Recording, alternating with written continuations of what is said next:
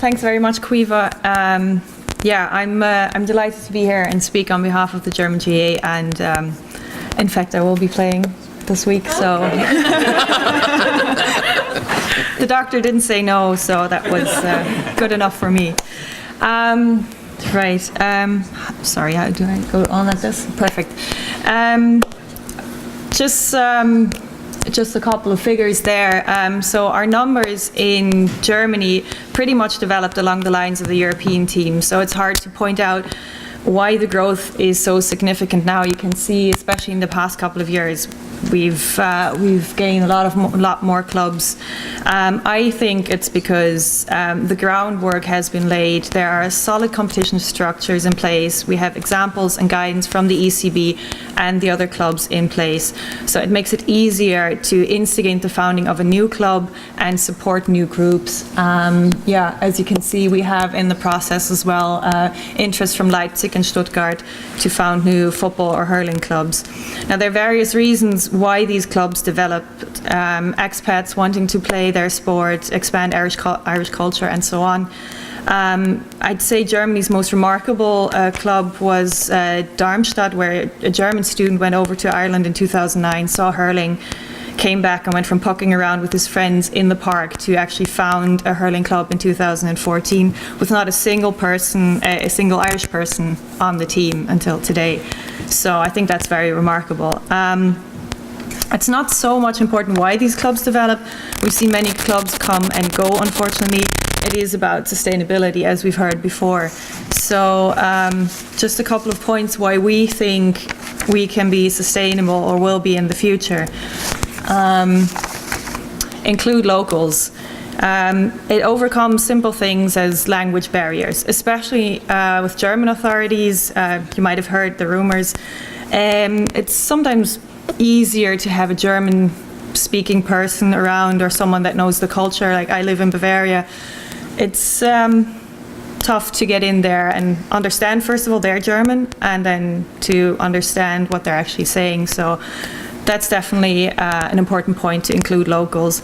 And usually locals stay and build the core.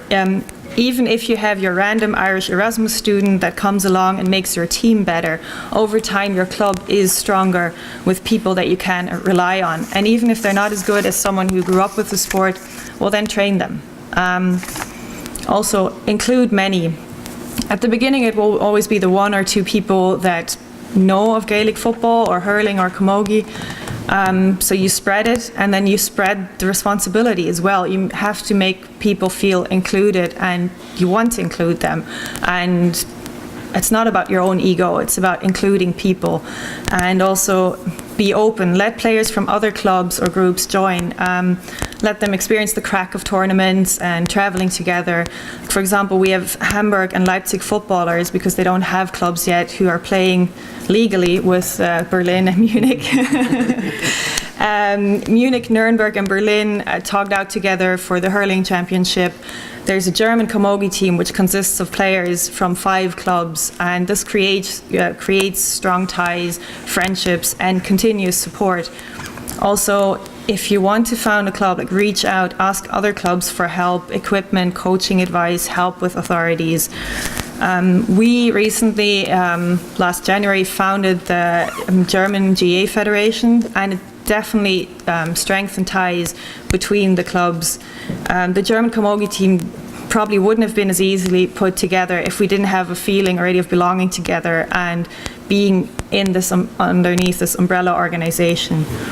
And the reason why we thought of coming together under a German federation was that we could achieve more by collaborating, considering what every club individually had achieved so far without an official organization. So we thought, if we have an official organization, we can do even more.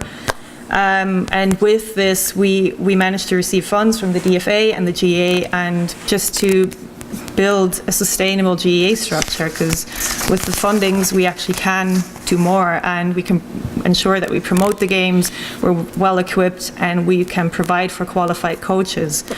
So what have we done so far? We've set up a committee, the executive committee keeps in touch more or less on a weekly basis because we don't have anything else to do.